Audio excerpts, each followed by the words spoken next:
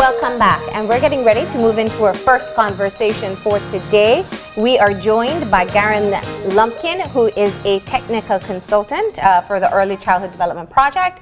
We have Denise Roberto, who is the Program Officer for Early Childhood Development and Education at UNICEF Belize. And we have John Newport, who is the Director of Quality Assurance Development Services in the Ministry of Education, Youth, Sports and Culture. Good morning and welcome. Good morning. Thank you. Now we're focusing once again on the importance of childhood development, early childhood development, and specifically the Care for Child Development initiatives that are taking place. I want to start off with kind of just setting the backdrop once again as to why focusing on children of this specific age is so important for us in Belize. Let's start with you, Denise. Okay. Thank you, Marlene. Thank you, Sani, for having us on the show. And I just want to say that the government of Belize has been doing quite a lot in terms of investment in early childhood. And when we look at early childhood, we are talking about the child from birth to 8 years old. Research has shown that early investment in children shows great benefits later on. And it speaks to the fact that even when the child is young, up until 2 years old, we have fast, rapid development of the brain taking place. And it shows that early stimulation, parent, adult-child interaction with the child at that point in time gives great feedbacks and benefits, because then the child may be healthy, the child will grow stronger, the child will develop quickly in terms of cognitive development, in terms of emotional, social interactions. So UNICEF has been really promoting and advocating for early investment in children.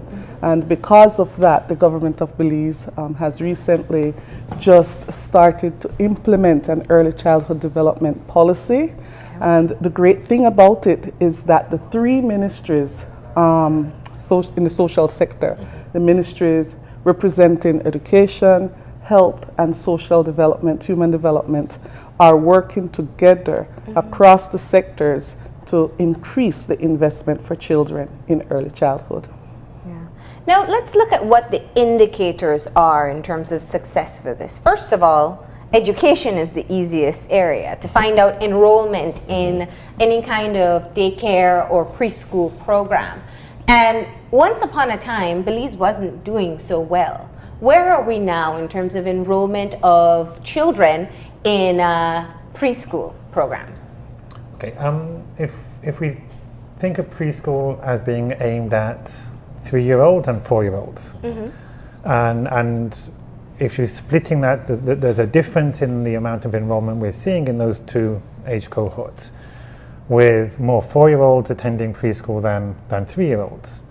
With the Ministry of Education, we are aiming over the next few years to get maybe up to 90-95% of 4-year-olds into preschools, or if not into a preschool center, into a situation where they're having some kind of structured, formal input from a professional educator. Some of that is buildings. So for example, tomorrow there's an inauguration of 3 new preschools. There's a ceremony in Trial Farm, because without the buildings it's difficult to see how you're going to expand the preschool sector. I think we have looked at attaching preschools to primary schools, and where that is possible it has been largely done. Also, we need to look at engaging more with the private sector preschool, the small preschool, which is basically run as a small business, which is in some countries where the majority of preschool places are allocated. But I think right now we are moving upwards from around 60% of children attending preschool, aiming for 80%, and then beyond that. Allow me to reflect just on one issue, because once upon a time, and I know in my childhood, there was a kindergarten associated with all primary schools. and that was changed to entry level at infant 1. Are we now reverting back to that process, to having a built-in beginner, it used to be called beginners in school programs? It's not a reversion, but we are certainly looking at the purpose of infant 1 and the experience the child will have in infant 1. I think that there's genuine agreement that infant 1, which is 5-year-olds, has become a little too academic. That there's been a failure to understand that academic flourishing does depend on having the right social and emotional environment. You have to have a nurturing environment. If you're formalizing education too early, the children will not have the space to explore and to grow and to make the brain connections that Denise was talking about. But infant 1 is the mandatory first year of education. It is therefore extremely important year in our education system, and one where I think over the next few years we'll be looking at rethinking and retraining teachers. So there is this more nurturing environment for the 5-year-old, which is different from what you're seeing at preschool. So I think which brings me to this question. I'm glad that you're going in that direction. What is the difference between the 3-year-old being enrolled versus the 4-year-old if you're looking at 1 year, one calendar year, so to speak? You're asking about there's two different ways of looking at that. I think from a policy angle, we have to ask the question, do we spend resources trying to make sure that as close to 100% of 4-year-olds are having a preschool experience, which means you then really have to focus on nationwide, all the villages, all the towns, every child? Or do you try simultaneously to bring up the number of 3-year-olds and number of 4-year-olds, which might have the impact of increasing the number of 3-year-olds in a preschool, but then still failing to touch 30% of 4-year-olds? So I think the first part of the answer to that is, although it's important that every child has as much preschool exposure as they can, it is very important that every 4-year-old gets the experience. Within that, there are clear changes in the way children behave, in the way they interact with each other, in their brain development, that requires slightly different techniques from a 3-year-old to a 4-year-old. But having said all that, what is key, and we keep going back to this, is the correct environment. Yeah. It is the preschool teacher as someone who nurtures, Yeah. Who provides a space where the child can explore safely, but in ways which are creative and flexible. And then understanding that within that setting, you're giving every single child, no matter their characteristics or stage of development, a chance to thrive by finding out things for themselves. And that's interesting because, I think for parents who invest in getting their child into a preschool program, many of them do their homework, they go in, they see what the schools are like, and many are looking for a school that is very academic, that will ensure that their children know how to write and read and memorize certain, whether it's alphabet or numbers. But it's more than being able to acquire these specific skills. Is that what you're saying? Right.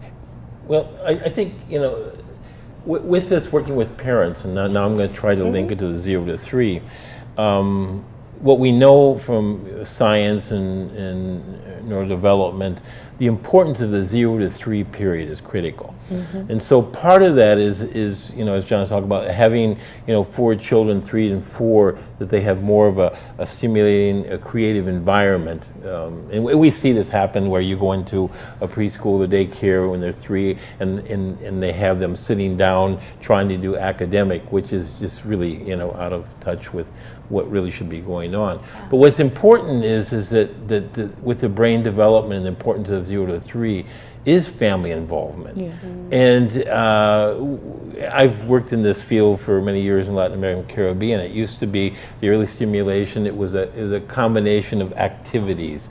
And what we're learning now is that in addition to that is how you use the daily activities to work with the child, where you're bathing the child, or if the mother is working or somebody else working, to talk with the child, to include the child. And it's not when they're 3 years old, but when they're born. You know, how do you work with the children and provide this environment? Because with the brain development and the foundation that they need for the future, it doesn't start when they walk into school. It starts really, you know, even before birth. So that I think this is important, that the parent involvement and the parent understanding, and that's part of, I think, the richness of what's happening in Belize, is the different ministries working together. As you look at across the life cycle, and each ministry has a role or responsibility as a leader, and the other reinforcing, you know, what they're doing. And that, I think, is why the Ministry of Education is so engaged in this process. Is we've shifted from seeing, like, children didn't used to exist for the Ministry of Education until they turned up at school. And now there's a real understanding that the years before the child comes to school are laying a foundation, and that if that foundation is not constructed, we're already having to remediate and catch up and deal with risk even when the child is of a preschool or primary school age.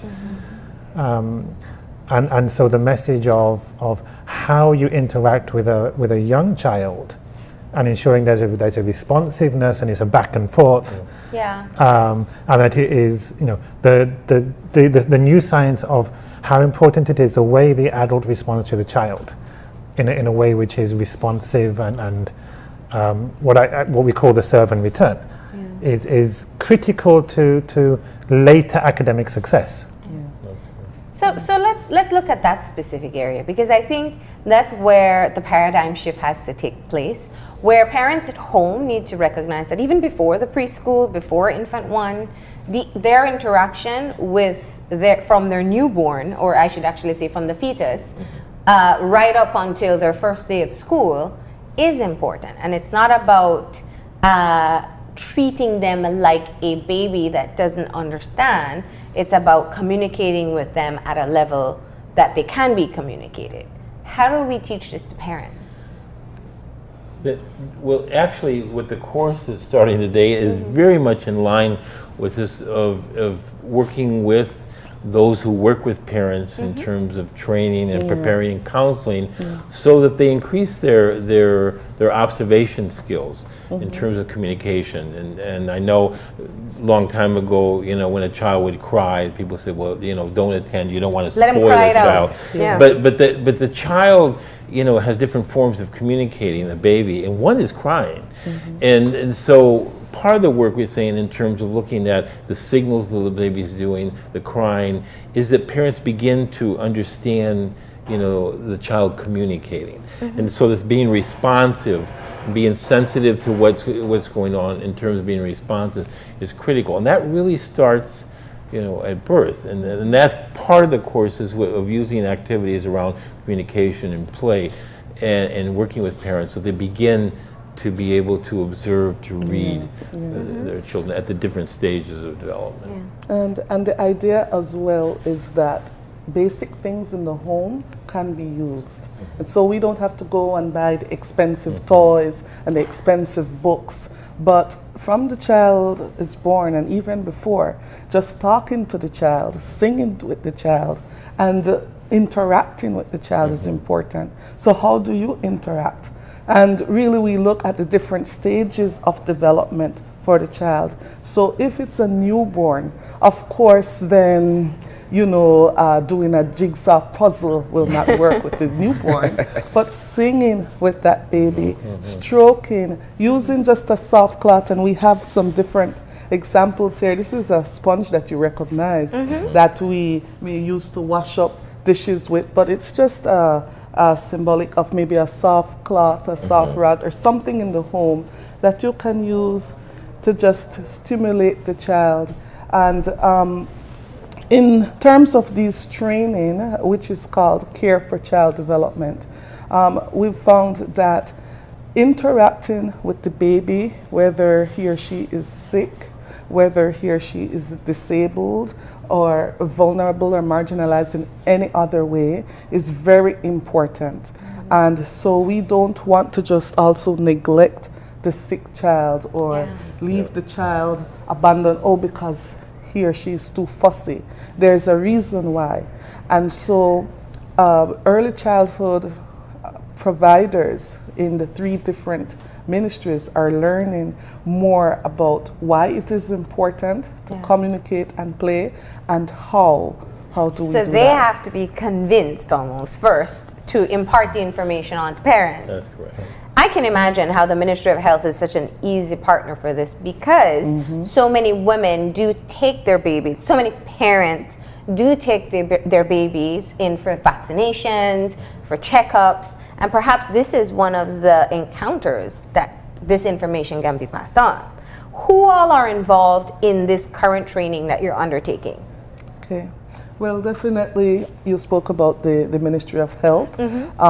We have midwives, public health nurses, also some technical officers within the ministry who will have the capacity to do further training with healthcare workers, for example. We have health educators as well. But we also have preschool teachers, leaders, representatives within the education sector. And then in the Ministry of Human Development, we have social workers and social mobilizers and other officers, civic coordinating officers who deal with parenting programs. And one such parenting program is the Roving Caregivers program. And so we have rovers who go into the community, especially in the rural areas. And we have rovers even in Southside Belize City who go into the homes and teach the mothers and teach the caregivers, fathers, whoever, how to stimulate and work with that child using the necessary ordinary things at home. This is a toilet paper roll. I'm sorry. And well, it's just covered with paper, but we can use this, and you know, the child can drop certain things in their clothespins or whatever. And it teaches different things, cognitive development and other No, I areas. wouldn't want to think that we are either late or behind on this initiative, but in a sense, why are we just now implementing this sort of three-prong approach where you're looking at different agencies working together to achieve this end? I'd actually think we're not behind, we're ahead. Okay. Yes. We're ahead of where many countries are. But what you have to appreciate is the change in understanding at the scientific level is something that's only really happened in the last 10 to 15 years. If you go back 15 or 20 years, it was almost assumed that children's academic and cognitive development didn't really kick in until later. There's a new understanding. There's a new understanding of how beneficial it is to invest in young children for your future national development. And in fact, I think that Belize has been quite responsive to this new science and this new research. And a lot of the papers that we are reading were only published 2008, 2015. You know, it is very recent stuff. And we're taking advantage of the fact that within Belize we're a relatively small system. So we can quickly set up the interactions between the different ministries and begin to create the kind of intersectoral collaboration that in larger countries would maybe take 10, 15 years to get off the ground. Now, Garen, let me tap into your expertise, because you pointed out that you have worked with early childhood across Latin America and the Caribbean for quite a number of years. What would you say has been recent findings or scientific evidence that has really changed or impacted the approach and importance of early childhood education or early childhood development? Well, I think John brought up some points, and Denise, that I think the scientific evidence in terms of the importance, you know, of the early years in brain development. So I think that whole area has really helped out to emphasize that we don't wait until children walk into school. The second is I think there's a growing awareness too in terms of what it means in terms of multiple benefits. Not only is the child rights, but in terms of what it means economically for the country, what it means in terms of savings. I remember when I worked in Brazil in the early 90s, they talked about what was the cost of repetition. and the country was spending 2.6 or 2.1 billion dollars per year on kids repeating. So you begin to see, well, if you don't invest early and you don't prepare kids, you're going to pay for it. And so there's an economic aspect of this. The scientific, what it means in terms of the aspect dealing with violence, dealing with other issues. So we see the investment, and what we're learning now is the multiple evidence of why it's important. And I think what John was saying, in having had contact with Belize for many years, Belize is really moving forward. Now, it takes time for the ministries to find their link, their niche, and how they work together. What I think is critical is that there's been a consistent investment in this country. And I think what you're finding now, which is important, is how each ministry finds their role and who's leading the work, but how can the other sectors support? And talk about education, we talk about this. Like, for example, if you look at the health, if they find a child that's at risk, and health communicates with the roving caregivers in Toledo so that they can follow up, and they can look to see whether or not that there are books in the home which will lead then, you know, in the future in terms of literacy. So when the ministries work together and each one sees the role of the others and how they can reinforce, it is an integrated package that benefits not only reduction of costs and the opportunity to go to scale, but also it's good for children, it's good for families. There's one recent piece of research which I think is very important to do with the long-term impact of what's called toxic stress in young children.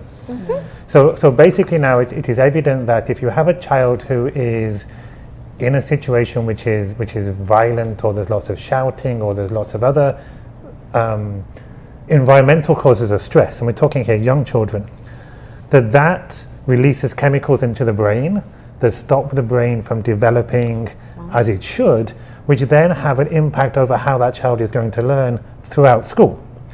So it may not seem important right now that the people are fighting in front of young children and creating a stressful situation, but we now know, scientifically know, that the long-term impact of that on learning is significant. So it's like going back to making sure that all people who come into contact with young children understand the environment has to be child-friendly, whether that's the nurse, or whether that's the grandmother, or the father, the caregiver. And a lot of this, the more we read this research, the more we say we really have to pay attention to what is happening at the very early part of life. And I know that also when you talk about brain development, in fact, the majority of the brain development takes place before a child enters the school system. And this really does put a large responsibility on parents in being able to buy into understanding the importance of early childhood development. So from the training that is taking place with your caretakers, with your frontline personnel and technical personnel, how do you see this trickling back into homes where the parents can learn these experiences? Well, Marlene, most of those who are being trained, for example, will be able to deliver this at specific point of contacts where families come. For example, in the training there are field practice, and one of those will be at the clinics, for example, the Matron Roberts Polyclinic. And the practice and training and interaction will be directly with the young mothers or other caregivers who come with their child. And so it's going to take quite a while in terms of the national rollout. Initial training began, I think, in 2015, late 2015, and this is just the second training. But this is because now the government is saying we have a strategic plan to implement this, and we are going to see how we can operationalize activities in early childhood development on a whole among the different sectors. And so, for example, at the clinics, we will have families being trained. We have the daycare centers and the Inspiration Center and some other sites where parents come with their child, because the caregiver must do the stimulation and must interact with the child.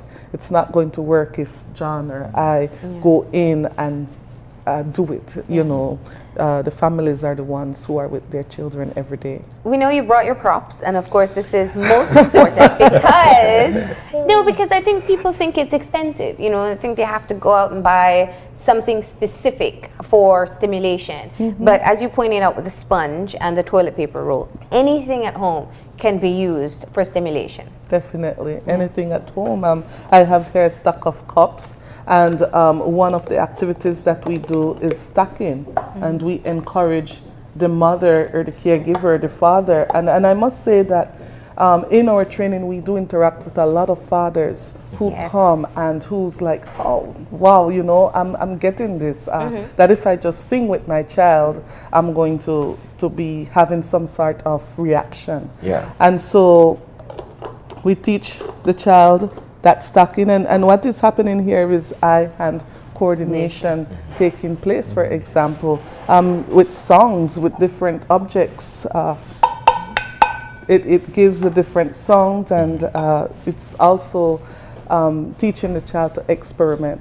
And so, for example, just let me say, if the child is banging stuff and dropping things on the floor, that child is not necessarily being rude. Trying to hear the sound that the object makes. The child right? is just developing, you know, and so we don't have to, we teach about regulation. You don't have to spank that child because she's making a lot of noise. There's a reason.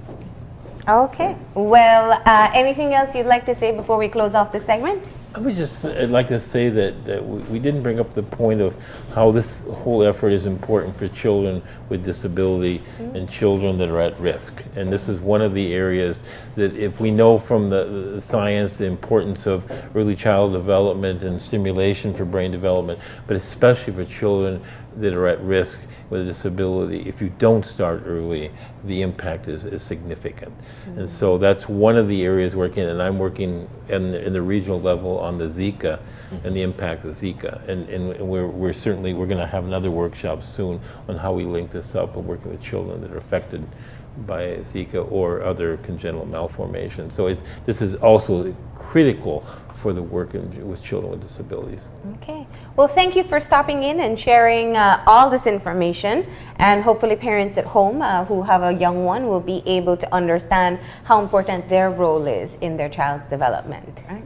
Thank you once again. Well, thank you. Thank you. We're going to go ahead and take a break, and when we come back, we'll be joined by the mother of Miss Belize Universe, Therese Rath, to talk about the recent tell-all published by her husband and the reactions so far.